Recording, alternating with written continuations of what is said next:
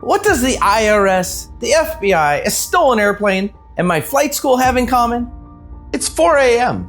I had just had my first cup of coffee, and a Cirrus SR-22 had just been stolen. The person who stole the airplane was not a pilot. Never had any flight training at all. The key to his success for understanding the airplane? Microsoft Flight Simulator. This is the initial call to air traffic control. Through recording is being prepared by Southern California TRACON. The subject concerns an aircraft saved involving November 443 Charlie Papa on February 19th, 2010 at approximately 1020 Coordinated Universal Time. This is communication between air traffic control, one controller talking to the next. Rivals, Greg. You see 443 Charlie Papa on a T-tag about 30 miles east of us. Oh, yeah. He's just called on guard. He's called us on a frequency. We're switching him to you on 24-9. He's having some problems. Los Angeles Road, Sierra, Store 43, Charlie Papa, student pilot. Need help getting down. Students don't fly at night. They fly in the daytime in a very controlled environment. He's over one of the busiest airports in the world at night. About 8 miles southwest of the Ontario airport. And what are your intentions? Do you want to go to a particular airport, or what do you want to do? Preferably somewhere where I can land safely. What I suggest we do is we go to LA and just take it like a real gradual descent, and we'll get into Los Angeles. Do you want to try and do that? Los Angeles Road 3, Charlie Papa, be advised that now getting an alert saying anti-ice quantity. Fluid quantity is low. This is funny. In Southern California, there is no ice, and a pilot would never report if fluid is low for de-icing if there's no ice. Air traffic control right now has really got to be scratching their head. Okay, are you IFR qualified? When air traffic control asks, are you IFR qualified? What he's saying is, can you fly through the clouds in day or night?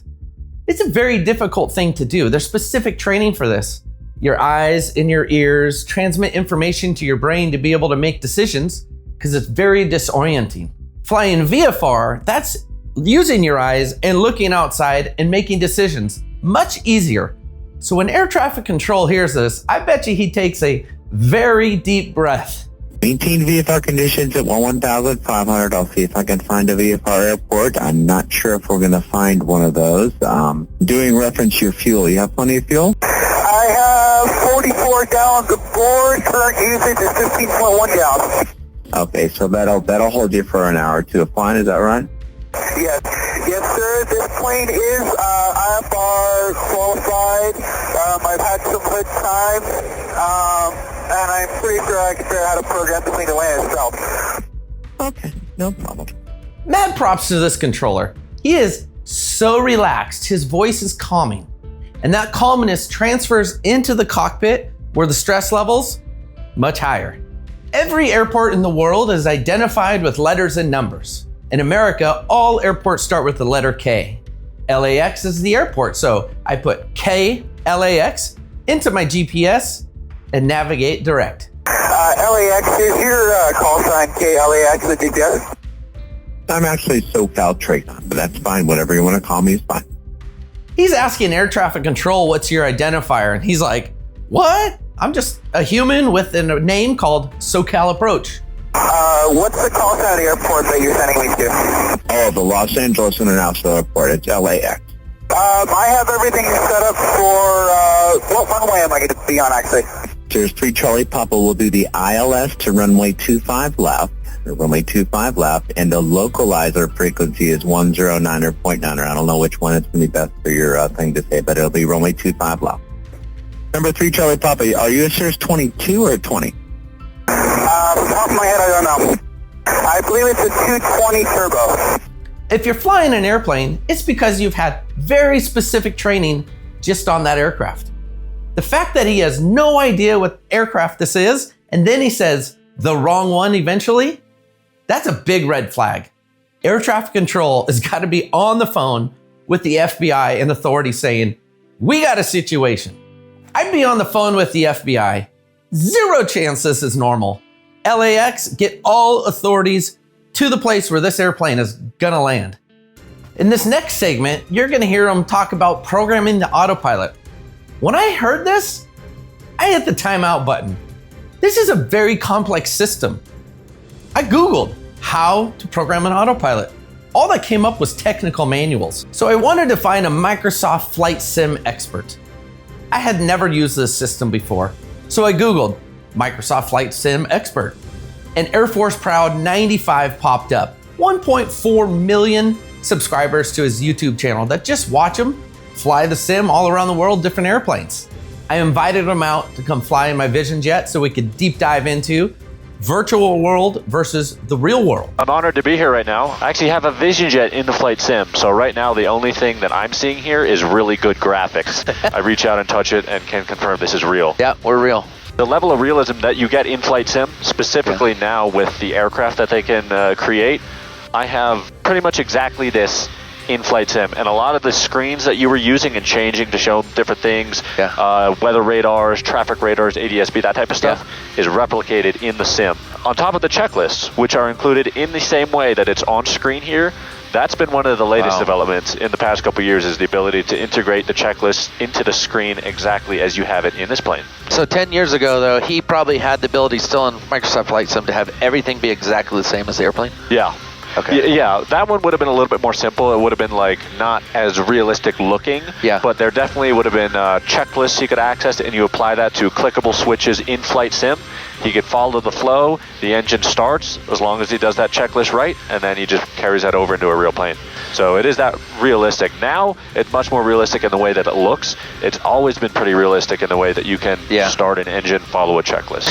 And just start a gradual descent 2,500 now on your present heading at 270. Okay. Okay, heading 270. I'm going to use autopilot as much as I can, so a lot smoother than I'm a little jumpy on the side stick here. So altitude 2,000. I'm going to set descent rate of 500 feet per minute. Number 3, Charlie Papa, roger. Make the altitude 2,500, okay? Understood, 2,500, 3 Charlie Papa. If you hear a pilot say what you're about to hear, there should be panic in air traffic control. Let's hear what he has to say when he enters the cloud. SoCal, I'm climbing back to 4,000 because 3,000 is on clouds. Cirrus 3, Charlie Papa, roger. Maintain VFR conditions, whatever you can VFR, and I'll turn you back on too. We're going to try and join the LA localizer for the south runways, okay? Not right now. I can't see shit. And, let me just go straight. I have no things. Actually, I have an airplane down at my 3 o'clock, but no effect. Cirrus 3, Charlie Papa, roger. Then start a gradual climb. Start to climb up a little bit if you can. Climbing. I'm glad I'm on autopilot right now. I was able to connect with an FAA controller that worked in LAX airspace for 27 years and during this situation. He's going to bring a perspective from the controller side. So the localizer is the instrument landing system that helps an airplane line up to a specific runway. LAX has 4 runways, 24 right, 24 left, 25 right, 25 left. Okay. They land on the outboards, 24 right, 25 left, depart on the inboards. So what the controller was telling him, I'm going to line you up on the localizer, and it was the 25 left. Yeah. He needed him on that runway because there was probably somebody on 24 right. How far apart are these planes? They're less than 3 miles. In the sky, that is very close. Yes. Going for that fast. So they're less than 3 miles. We need 3 miles of separation, wingtip to wingtip, or I need a stagger. 2 planes are coming in at 150 miles an hour or something, and 3 miles apart. If one turns towards the other, the closure rate is so fast. And you're in the cloud, planes could hit each other and blow up. He just needed him on that runway, on the localizer, because tower's going to depart on 25 right. Okay. So he needs him locked in on 25 left because he's going to depart on the right. So if he's, like if you heard in the tape earlier, he said he was locked in, but he was a mile north. The pilot perspective, he probably didn't know this because he's not instrument rated. You can hit direct to an airport and it'll just draw a line. And he asked right before that, what's the identifier to this airport? So he probably hit the airport identifier and hit direct, and it like drew a line, and he's in his mind he's flying to it. Right. And the controller's like, yeah, that you can fly to the airport, but the runway's over here. Right. Yep. So that's why he even answered like kind of cocky, like, I know what I'm doing. I'm there. And he's like, no, you're not there. Yeah, you're mile Come north. here. Yeah. There's 3 Charlie Papa. What I'm going to try and do is put you onto the localizer. Do you think you could fly and join onto a localizer, or do you want me to give you headings and approximate it? I'm gonna go for the localizer right now. That sounds best to me. Air traffic control is starting to become very curious, like, how many passengers are on board? Where are you planning to go? The answers that are being given aren't good, and they know that they need to take this information and hand it off to authorities. Now, I wasn't there. Air traffic control doesn't record communication with authorities like the FBI, but I guarantee that the information that they're asking are given to the field agents, so when the plane lands, they're able to respond accordingly. Is there anybody else other than you on the airplane, or are you the only person on the airplane? I'm the only person on the airplane. Okay. And where were you going to go to originally, do you know? I was going to go all the way down to just before Pendleton. He's not trying to fly to Camp Pendleton. How do I know this? Because about 7 in the morning, I get a phone call. Hello, it's Atlantic Aviation calling and saying I owe them money for fuel. This is in Palm Springs. In the middle of the night, he had landed in Palm Springs and convinced the guy to give him fuel and not pay. By the way, how do I know so much about this? If you haven't figured it out already, the plane that he's flying is managed by my flight school. Air traffic control's job is to be the voice of reason when things are not right. And you can see the controller start to get frustrated because obviously he knows he's right. And the arrogance from the guy flying, well, it's starting to kick in. Cirrus 3 Charlie Papa, you are turning right, is that correct? Yes, sorry, 140, my bad. Okay, that's fine. Just you need to turn around. Cirrus 3 Charlie Papa, what heading do you show yourself on right now? 65. Cirrus 3 Charlie Papa, thanks. Continue to the right and make it a 180 heading now. Right to 180. Roger, 180. Cirrus 3 Charlie Papa, what do you show your heading now? 245. Okay. You're not going to be join the approach on that one. So what I'm going to do is I'm going to take you southbound again, and we're going to try it from the south side and just kind of circle you back a little too far north, and you're a little too steep and high. Okay. I can definitely do that, but according to my GPS, I am on the localizer, and the localizer agrees.